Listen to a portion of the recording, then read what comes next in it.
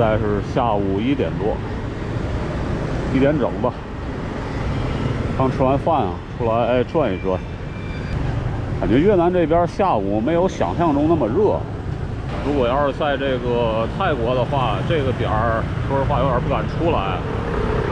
一出来就感觉啊，立刻就一身汗。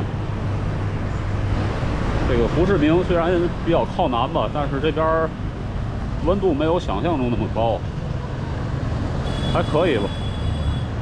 今天是来到胡志明的第2天，昨天稍微的转了一转，去这个西贡河那边，然后晚上还路过这个人民委员会啊，感觉夜景还可以。总体来说，旅游难度不大，不像这个有些城市，感觉城市又大，然后很多景点又分散。这个胡志明它相对来说，这个景点比较集中，因此去很多地方步行就可以。今天呢，打算去一个非常有名的景点啊，在这个胡志明非常非常有名，就是这个胡志明中央邮局。那个地方离我现在住的地方也就是1公里多吧，走过去20分钟最多了。那个景点应该算是这个胡志明这里最有名的景点了，是一幢法式建筑。现在呢，还是在这个当邮局去使用啊。很多的这个外国游客都会去那边啊去看一看。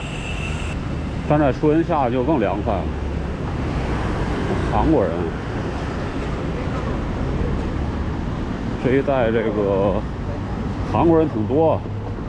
你看很多的这个韩国人不学中文了，改学越南文了，因为这个很多的这个韩国工厂嘛，从国内啊已经搬到这个越南这边了。现在这个制造业转移到越南非常多，感觉这个很多的工厂现在都已经转到这边了，包括中国的一些企业。因为之前我就是在这种企业里面工作过，对当时的那个场景啊记忆犹新啊。就记得某些工业园吧，然后那个工业园里面大批大批的这种加工制造型企业非常多。一下班就感觉这个突然啊一群人啊出来了，很多都是外省市的。那个时候经济确实比较快啊发展的。现在啊国内那些工业园已经看得有点儿，怎么说呢，有点儿凋敝了吧，就是感觉很空了。现在因为中国的这个人工成本啊是大幅度上涨，以前给个1、2千块啊不错了，现在估计1、2千块已经没有人干了，甚至3、4千啊，有些人都会考虑考虑。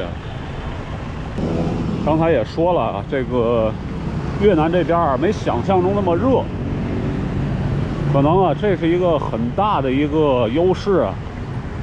因为如果太热的话，这个人啊不乐意工作了就。像泰国那边就是太热了，老挝吧又太穷，基础设施不行。然后就是这个印尼那边也是特别热，因此就是这个越南啊占据了这个地理和气候的优势。我感觉它是温度又不是特别高，而且有海岸线，再加上人口又多啊，已经超过1个亿了。我昨天查了一下啊，东盟国家现在超过1个亿的已有3个国家了：印尼、菲律宾，还有现在的越南。因此这个越南正好赶上了一个非常关键的时期，所以这个制造业都转移到这边啊，也可以想象出来啊。上面有小公园啊，进去看一看。这片区域是胡志明的最中心的一个区域，估计曾经就算是这个法国殖民期间的一个首都行政区吧。当时是南越嘛，南越是很多的这个欧美人啊在这边，北越呢就是咱们所说的社会主义兄弟啊。看一看，环境还挺好。这还有一个塑像，不知道是谁，应该是个越南人，看长相应该是越南人。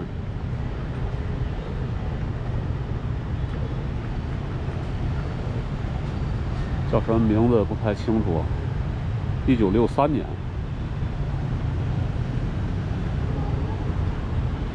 这有个小喷泉什么的就好了。环境还不错。嚯，这树啊，感觉在广西经常能看到这样子的树。还有老鼠，小老鼠，东南亚非常常见。毕竟这边比较热，这边还有一座宫殿，还有飞机大炮，可能是跟军事有关系的。还不错啊，那边有厕所啊，从这一看就知道是厕所。哎，不是，它写的是厕所，但是它有一个小箭头啊，好像往那边走个30米。它写着“nya vệ sinh”，“nya vệ sinh”就是这个厕所的意思啊。在越南最好知道几个越南的这个单词什么的啊，挺有必要的。否则啊，真以为是厕所走进去了，其实是在这个附近，应该是往前走就到这个邮局了。这有一个塑像啊，陈，反正我知道那个 TRAN 是陈的意思，后面就不知道。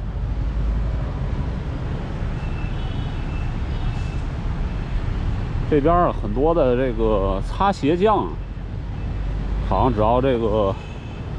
因为外国人来这边啊，很多的都是这个背包客嘛，他们脚底下一般都穿这种，就是说登山鞋啊什么的，因此容易脏啊。这是这个，你能看出来吗？其实这是一个厕所，nya vệ sinh。里边飞机大炮啊，可以过去看一看。不知道是个什么展览馆啊，还是什么的。这个越南也是一个东南亚地区的一个军事强国啊，还是可以进去的啊。看到有这个外国人进去参观了，应该是从那边进去。我还走回去呢。其实感觉这个可以了解了解啊，好像这个飞机啊，这是不是？之前美国越战时期的飞机，前面没有进口，只能从那边进。但无非就是这些这个比较老式的飞机在这里，没必要进去，还是去这邮局吧。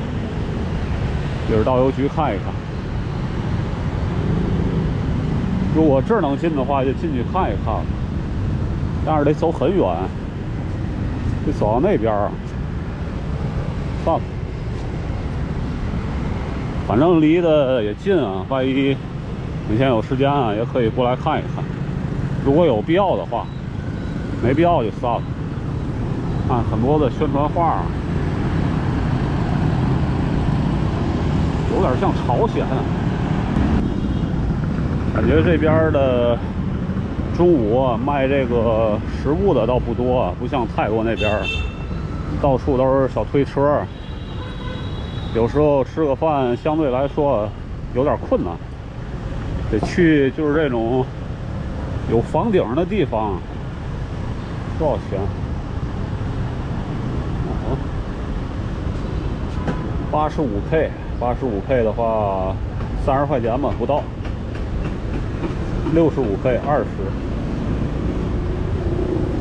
这个75，也20，相对来说要比这个曼谷要贵。感觉这个和哪里比较相似？我想想，看看花，真的假的？是真的，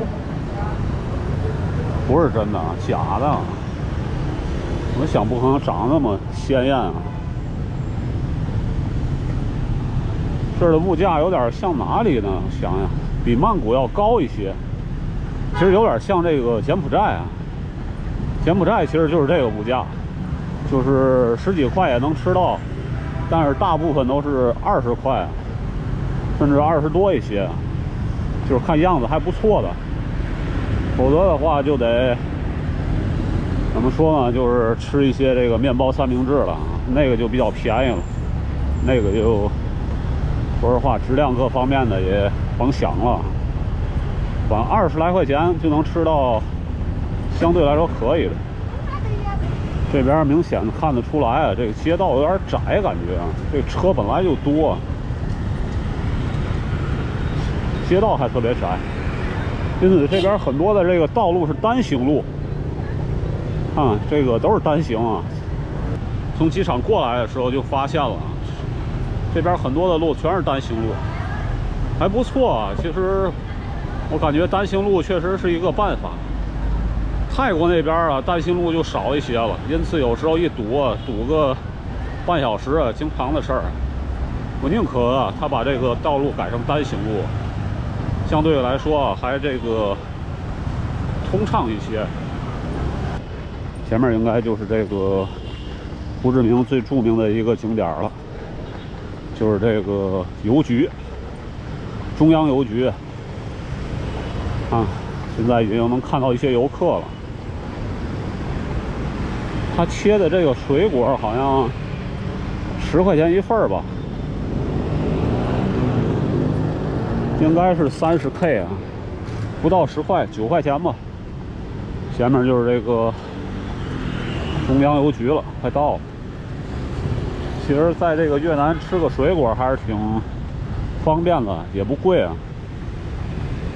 相对来说，这个胡志明是最贵的越南城市了，没有再比这个胡志明贵的了。我估计可能这个富国岛那边也许会有一点贵，但是我没去过，感觉这个胡志明相对来说就已经不便宜了，跟国内比啊，这边可能还稍微贵一点，跟上海啊还有北京啊比，这边可能差不多吧，但是住宿比较便宜。行，现在去这个邮局看一看，这个邮局可有100年历史了，现在这种建筑看着都挺漂亮的。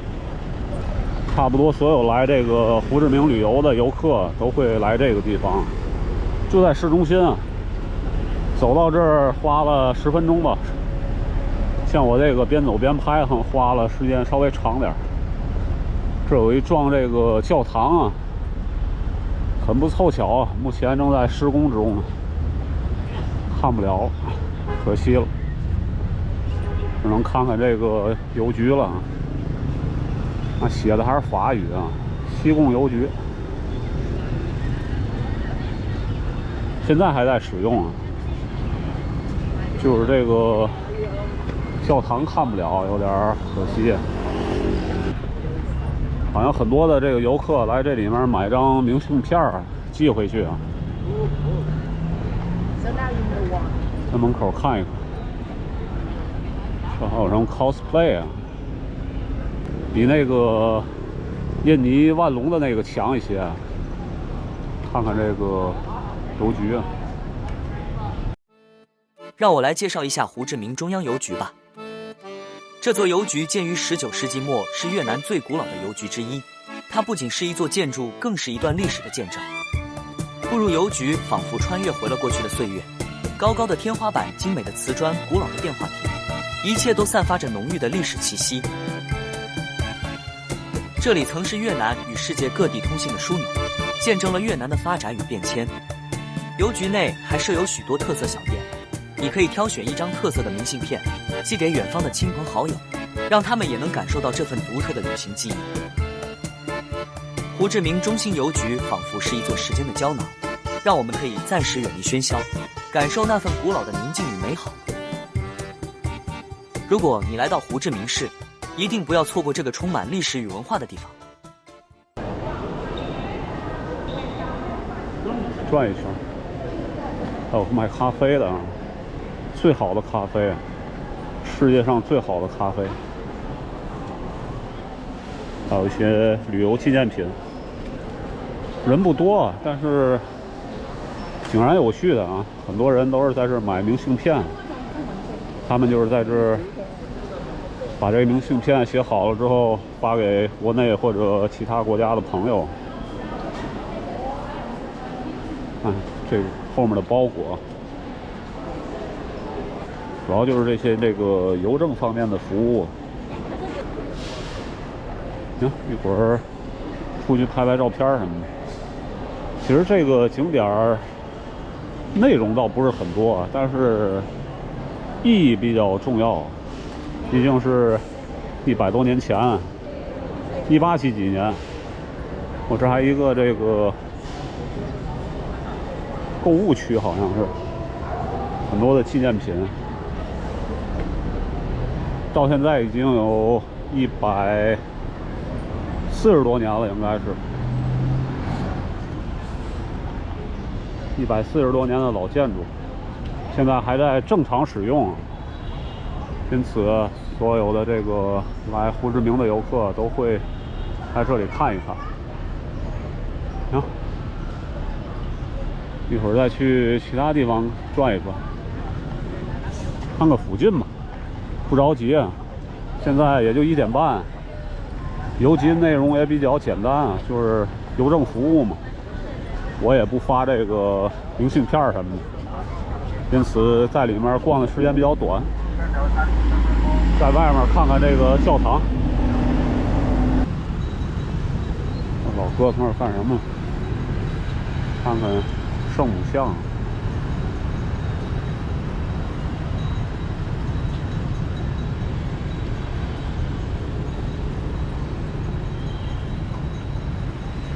哎呀，可惜啊，这个教堂正在修缮当中，看不了了。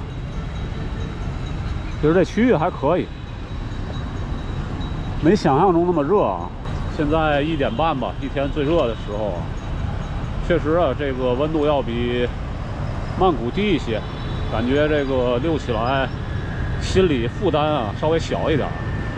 曼谷实在是说实话，溜一会儿就想找个地方休息，这里还可以，特别是在树荫下，感觉更舒服一些。行，这个邮局这一块先拍到这儿，回来再去其他地方再转一转看一看。